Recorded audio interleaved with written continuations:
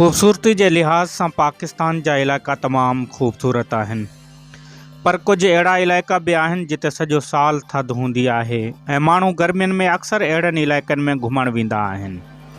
ऐं जॾहिं बर्फ़बारी थींदी आहे त इंजॉय करण लाइ बि माण्हू हिननि इलाइक़नि ॾांहुं वेंदा आहिनि ऐं ॿाहिरि मुल्कनि जा टूरिस्ट बि अहिड़नि इलाइक़नि में घुमण ईंदा आहिनि। उन्हनि इलाइक़नि में पाकिस्तान जे सूबे पंजाब जो शहर कोहमरी बि हिकु आहे। हीउ शहर पहाड़ी इलाइक़े ते मथां ते ॿधल आहे, जंहिंजे करे हिते सॼो साल सर्दी रहे थी ऐं बर्फ़बारी थिए थी। बर्फ़बारी में वॾी तादाद में सियाह हिते तफ़रीह लाइ ईंदा आहिनि। मरी शहर मिस मैरी जो ॿधल आहे। हीउ अंग्रेज़ दौर जो शहर आहे ऐं ख़ूबसूरत बि। हिन जो माल रोड मशहूरु आहे जिते माण्हुनि जी वॾी रश रहे थी। ख़रीदारी जे हिसाब सां हीउ शहर तमामु वॾो महांगो शहर आहे। हिन वक़्तु कोहमरी में तमामु वॾी बर्फ़बारी पइजी रही आहे। हितां जे रहवासियुनि जो चवणु आहे त हिन दफ़े जेको तूफ़ान ऐं बर्फ़बारी मरी में थी आहे, पोयां सभु रिकॉर्ड टोड़े छॾिया आहिनि।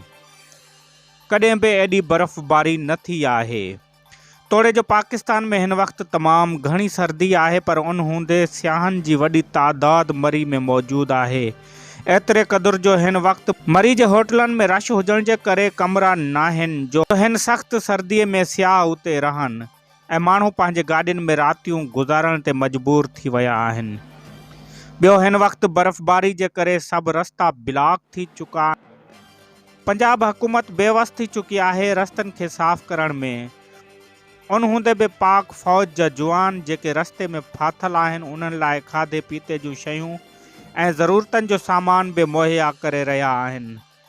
पर पंजाब हुकूमत जी नाअहली ते बि आङुर खणिजे थी त हुनखे जॾहिं इहा ख़बर बि हुई त एॾो तूफ़ान ऐं बर्फ़बारी थींदी त सियाहनि खे रोकियो वञे हा त अहिड़ी मुसीबत खे मुंहुं न ॾियणो पवे हा। ॿिए पासे एॾी मुसीबत में होटलनि ऐं उतां जे रहाइशनि जी मनमानी अफ़सोस जोॻो अमल आहे। हिन मुसीबत जे दौर में जेको आम ॾींहं में होटल जो कमरो 4-5 हज़ार जो आहे, हिन वक़्तु 50,000 जो आहे। गैस जे हीटर जो कलाक जो 1,000 वरितो पियो वञे। उनखां अलावा खाधे पीते जे शयुनि जा रेट एॾा वधाए छॾिया आहिनि, जंहिंसां माण्हुनि खे वरी मुश्किलातुनि खे मुंहुं ॾियणो पइजी रहियो आहे।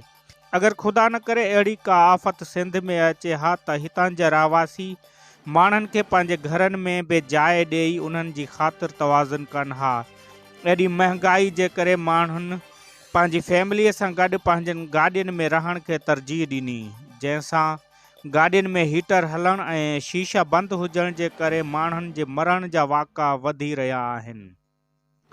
तेज़ बर्फ़बारी में शीशा बंदि हुजण जे करे ऑक्सीजन जे न पहुचण जे करे मौत वाक़िअ थियूं आहिनि। हाणे सुवाल इहो पैदा थिए थो त छा पंजाब हुकूमत अहिड़े मुनाफ़िक़ोरनि खे कानून जे कटहरे में आणींदी, या इहे मुनाफ़िक़ोर हुकूमत खां ॾाढा आहिनि ऐं पंजाब हुकूमत नाअहली खां छो कमु वरितो। जॾहिं मौसमियात खाते हाई अलर्ट ॾिनो त कोहमरी जी मौसम तमामु ख़राबु थियण वारी आहे। जेके हिन तूफ़ान में फ़ौत थिया आहिनि, उन्हनि जो ज़िम्मेवार केरु? पंजाब हुकूमत या मरी जा रहवासी?